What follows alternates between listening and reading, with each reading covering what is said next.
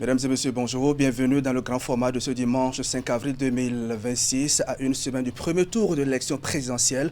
Au Bénin, les regards sont tournés vers un scrutin décisif, aussi bien pour l'avenir du pays que pour la consolidation de sa démocratie. La campagne électorale bat son plein, les états-majors affûtent leur stratégie, tandis que les électeurs s'interrogent. Quel projet de société pour les années à venir? Quel leadership pour répondre aux défis économiques, sociaux et sécuritaires? Dans ce contexte crucial, le Bénin accueille une mission d'observation électorale de la CEDEAO, un dispositif essentiel pour garantir la transparence et la crédibilité du scrutin, pour analyser les enjeux de cette élection, décrypter le climat de la campagne, évaluer les forces en présence et comprendre les mécanismes d'observation électorale. L'ambassadeur Francis Gabriel Oke sera avec nous, ancien chef de la division assistance électorale de la CEDEAO et ancien représentant permanent de l'organisation auprès de l'Union africaine. Il a été pendant près de 20 ans au cœur de l'organisation et du suivi des processus électoraux en Afrique de l'Ouest. Stéphane Arin-Rossou sera également avec nous. C'est notre invité média pour le compte de ce numéro du grand format. Il est analyste politique et directeur de publication du quotidien L'Autre Vision. Avec lui, on fera une analyse comparative des projets de société des deux duos candidats en liste pour la présidentielle du 12 avril. L'avenir du parti Les Démocrates est également au menu de nos discussions, juste après la revue de presse hebdomadaire de Mokani à Siongbon. Mesdames et messieurs, l'espace d'information et de divertissement au Bénin, c'est ici, sur le grand format de Canal 3 Bénin. Merci de nous recevoir chez vous.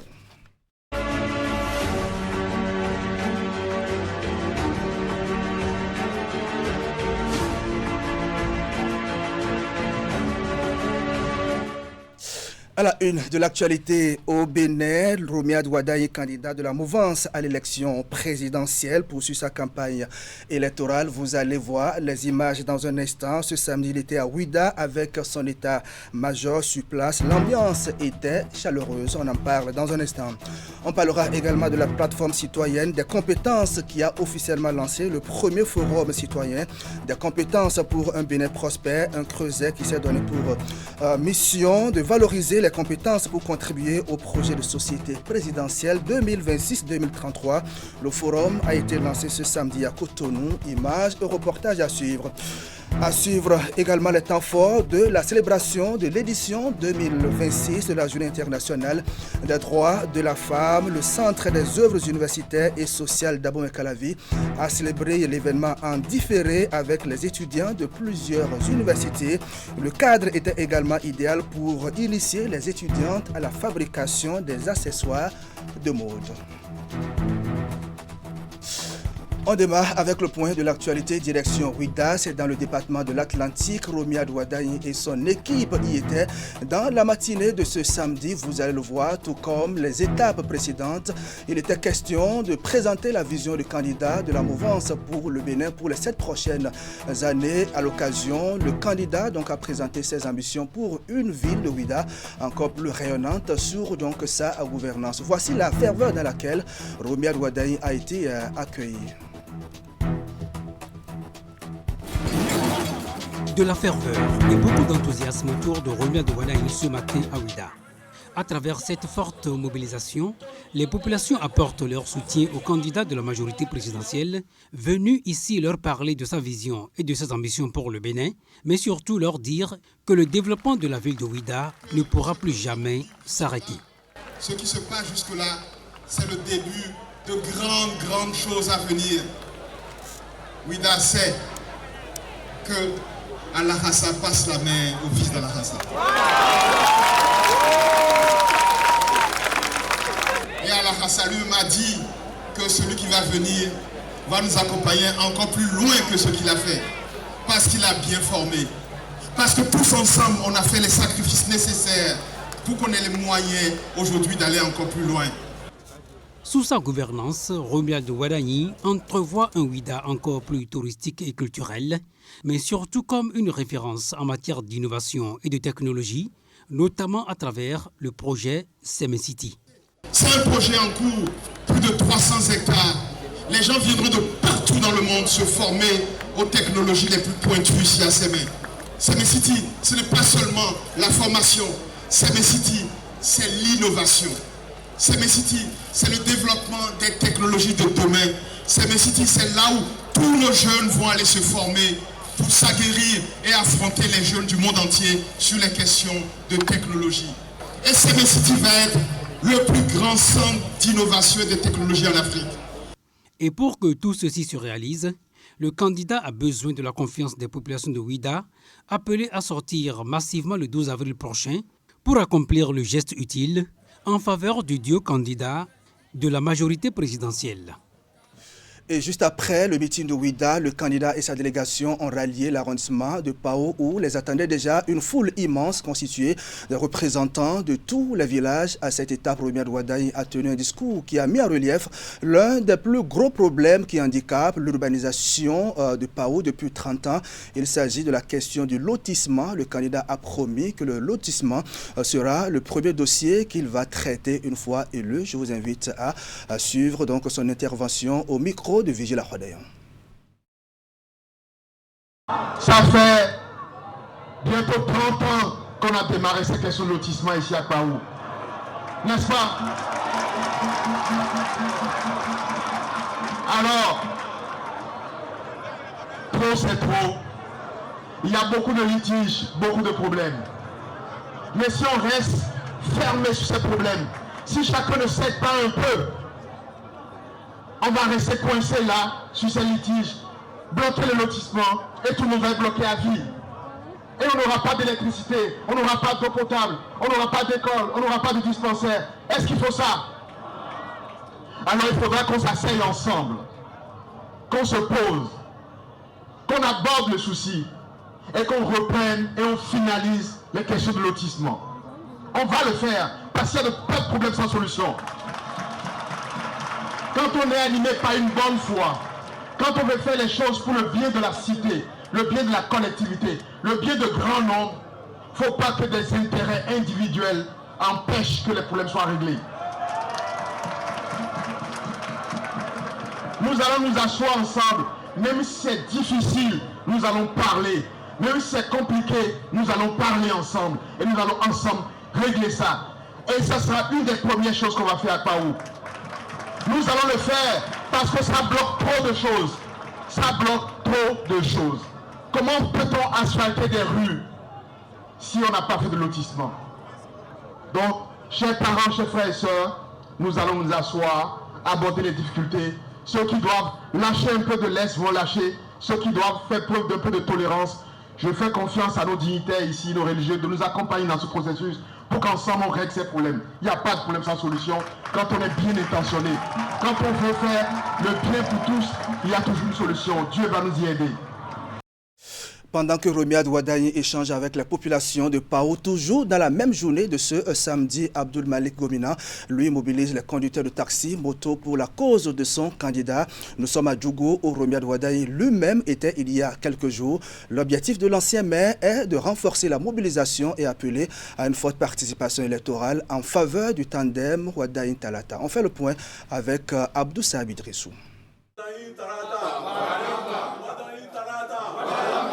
À Djougou, la mobilisation en faveur d'une victoire nette et d'une forte participation à l'élection présidentielle du 12 avril prochain se poursuit.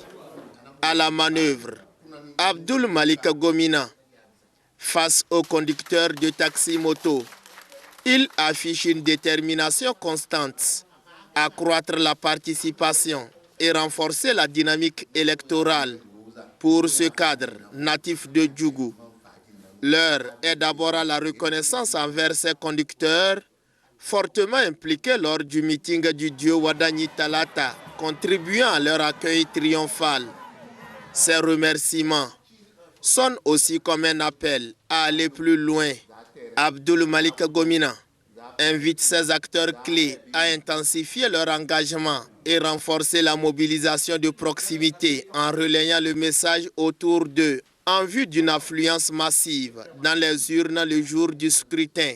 Acteurs de terrain et relais influents au quotidien, ces conducteurs de taxi-moto s'engagent à amplifier la sensibilisation dans les quartiers, villages et auprès de leurs clients en faveur du candidat de la mouvance présidentielle, Romiad Wadagne. Une dynamique qui s'inscrit dans la continuité des actions engagées sous le président Patrice Talon. Nous, les hommes de Djougou, nous soutenons Wada Talata. Nous allons voter Wada Talata et il va faire plus que ce que le président Talon a fait à Djougou. Nous invitons la population de Djougou le jour de vote pour sortir massivement pour voter Wada Talata. À Djougou, Abdoul Malika Gomina confirme ainsi son engagement pour une participation record à ce rendez-vous électoral. Le milieu universitaire n'est pas resté en marge de cette campagne électorale. Vous allez le voir, des étudiants des établissements privés d'enseignement supérieur affichent clairement donc leur soutien au duo Wada Talata. Mobilisation, message d'adhésion et attente de réforme dans le secteur éducatif sont les moments forts de cette rencontre politique à Cotonou. Explication, Teddy Goudalo. Des fanions à l'effigie du duo de candidats Wada Talata flottent dans les airs, portés par l'enthousiasme des apprenants des universités privées du Bénin.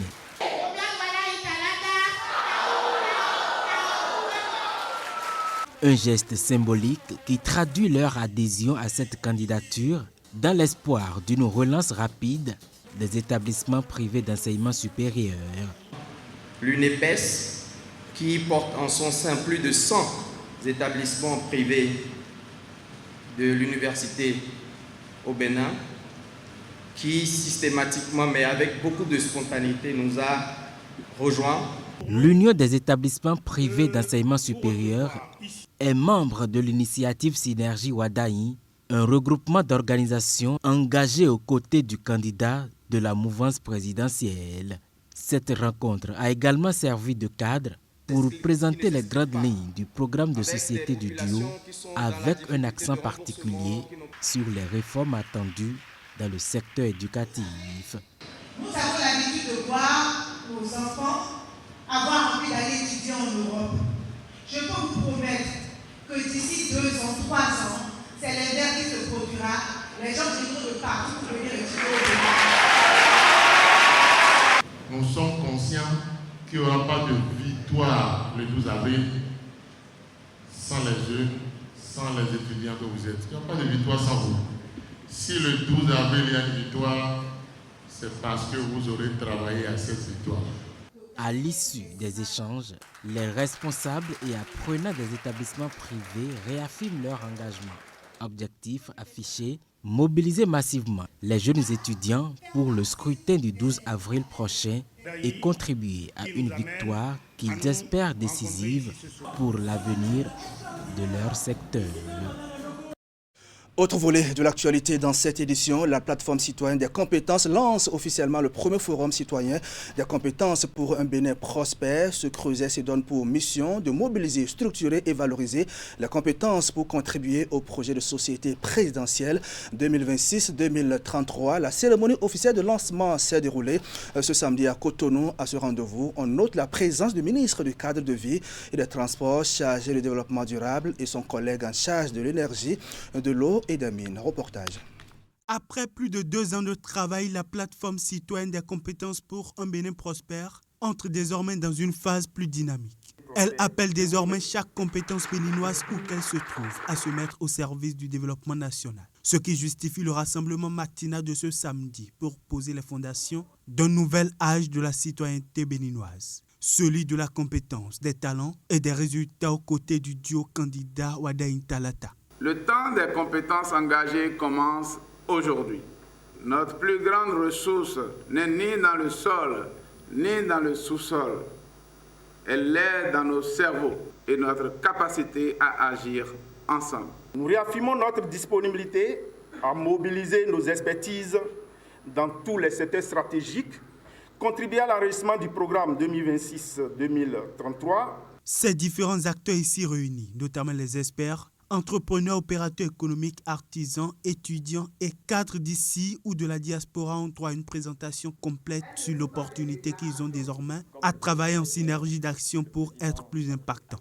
Un point d'honneur est mis ici sur les axes prioritaires du projet de société du candidat de la mouvance à la présidentielle de 2026 à travers diverses masterclass. Que les travaux ici de ce forum nourrissent durablement la politique publique, renforcent l'ambition collective, accélèrent la marche de notre pays vers la prospérité et soient également le point de départ de la mobilisation des compétences béninoises au service du programme du duo Ouadani-Talata.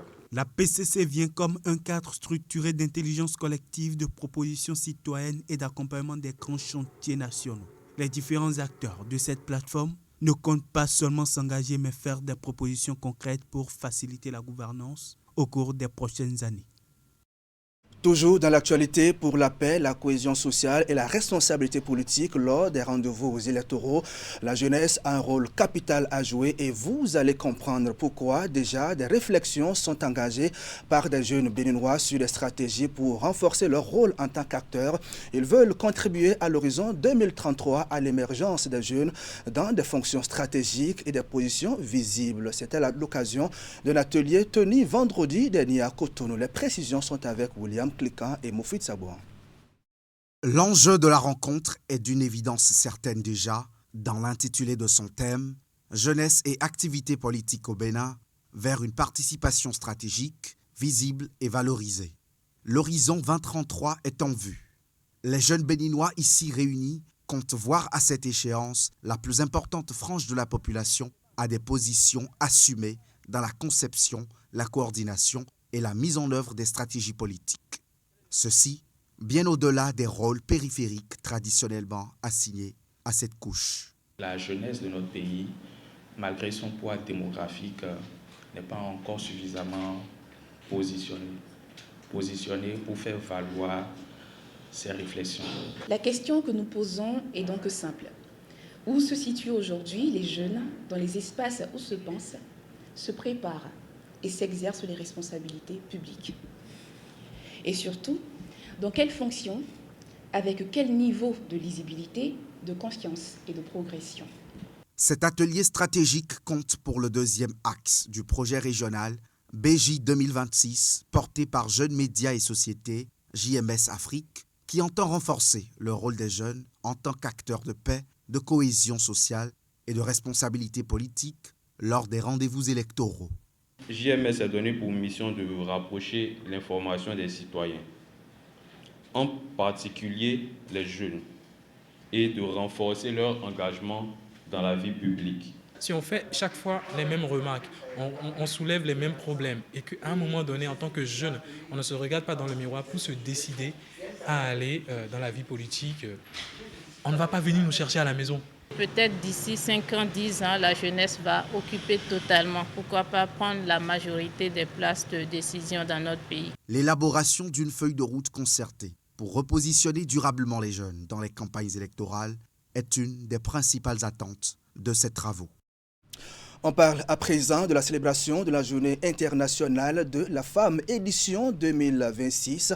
Le Centre des œuvres universitaires et sociales de l'Université d'Abomey-Calavi a célébré en différé l'événement avec les étudiants de plusieurs universités. Moments de réjouissance qui ont permis également, qui ont servi de cadre de formation aux jeunes étudiantes. Elles ont appris à fabriquer des accessoires de mode. L'idée est de permettre à ces dernières de se prendre en charge après les études. Imet Elena Moussou. La commémoration rappelle les nombreuses luttes historiques pour la justice et l'équité. Célébrer chaque année la Journée internationale de la femme constitue, au travers des thèmes abordés, un moment de réflexion et de bilan. C'est aussi une occasion pour définir de nouvelles actions ou prendre des engagements en faveur de la gente féminine.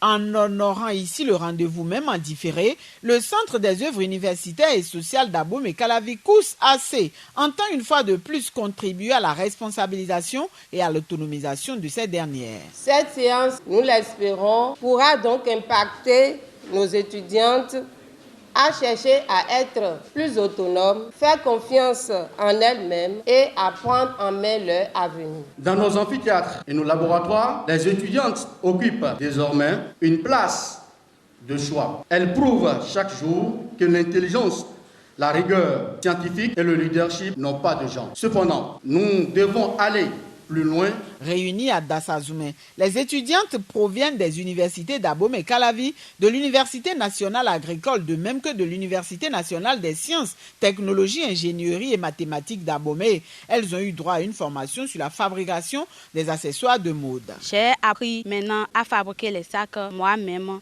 et je trouve que c'est une bonne initiative.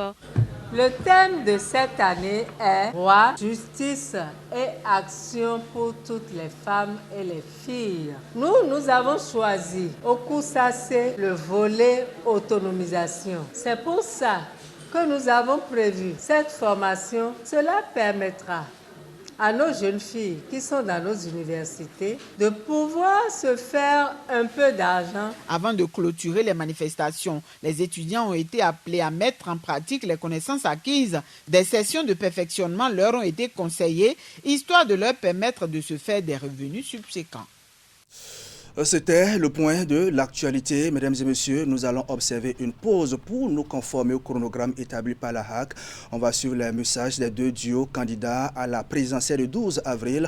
On va se retrouver juste après pour la suite de cette émission. On va ouvrir le plateau invité avec l'ambassadeur Francis Gabriel Oké, avec qui nous allons analyser les enjeux de cette élection avec un regard sur le bilan du président Patrice Talon.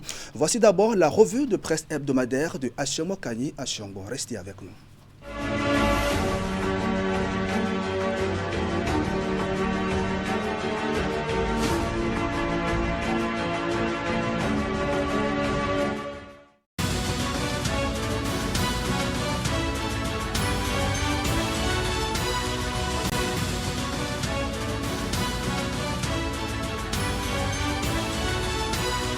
Mesdemoiselles, mesdames et messieurs, bonjour, c'est la revue de presse hebdomadaire.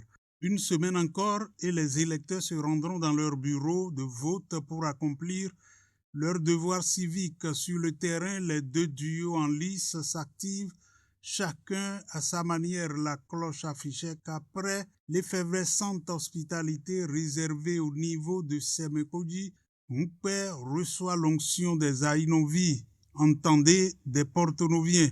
La nation suivait Paul Mouper à l'assaut de l'Atlantique. Par une présence remarquable sur le terrain, Paul Mouper s'est notamment signalé à Ouida, Ouegbo, à Kassato pour mobiliser les électeurs.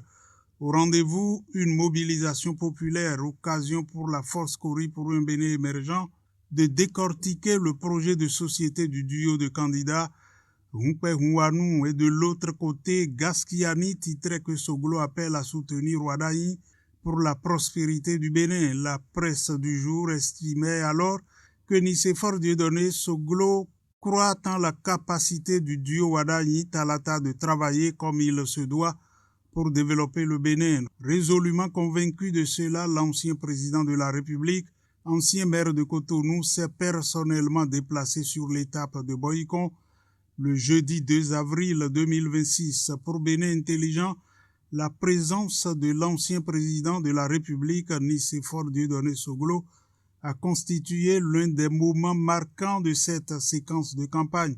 Ce soutien conforte l'image d'une candidature qui dépasse les clivages politiques traditionnels et renforce la portée du message du candidat. Le challenge de faire observer que l'ancien maire de Cotonou renforce la crédibilité de la dynamique, plus loin ensemble auprès des populations et de la classe politique. Le soutien de l'ancien président de la République est un pont entre les générations et une confiance de leadership.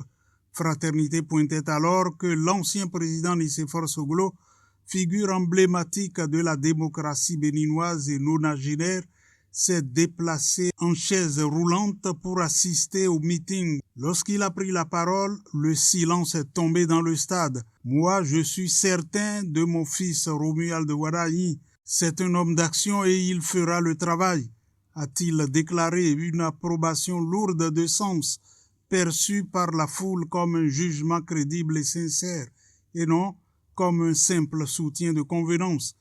Et puis, autre lieu, autre réalité, le Progrès analysait qu'en choisissant de marquer un arrêt majeur à Tchaourou et Savet le mardi 31 mars, le candidat Romuald Wadaï a envoyé un message de fraternité à toute la nation. Sur ces terres longtemps perçues comme d'insaisissables bastions de l'opposition, l'accueil a été celui d'un fils prodige. Pour le matinal, en poursuivant sa campagne le mardi 31 mars 2026 à Tchaourou et dans les communes de Savès, Savalou et Dassazoumé, le candidat Romuald Wadayi a franchi une étape hautement stratégique entre symbole fort d'unité nationale et annonce majeure pour le développement local. La journée a été marquée par une mobilisation populaire remarquable et des engagements concrets en faveur des collines.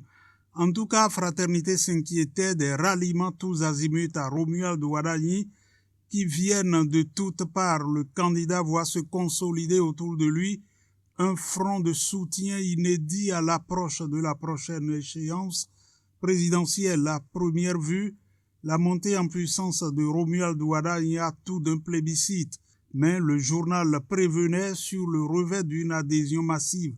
En réalité, cette accumulation de soutien n'est pas sans contrepartie, car en politique, les ralliements ne sont que rarement désintéressés. Derrière chaque engagement se cachent des attentes, souvent implicites, postes de responsabilité et accès aux ressources publiques, influence dans la prise de décision. Ainsi, ce qui apparaît aujourd'hui comme un atout stratégique pourrait rapidement se transformer en fardeau pour Romuald Wadayi. Et pendant ce temps, a noté le confrère de la matinée, à quelques jours de l'élection présidentielle prévue pour le 12 avril 2026, la haute autorité de l'audiovisuel et de la communication procède à un ajustement stratégique du cadre réglementaire de la campagne médiatique par une décision du 30 mars 2026 signée par son président Édouard Loko. L'institution de régulation des médias vient modifier certaines dispositions de la décision du 3 mars 2026 afin de corriger des contraintes techniques relevées sur le terrain et de renforcer l'équité entre les candidats. Dans la suite, la nation est revenue sur le Bénin qui confirme son vote favorable sur la traite transatlantique. L'absence du Bénin lors du vote du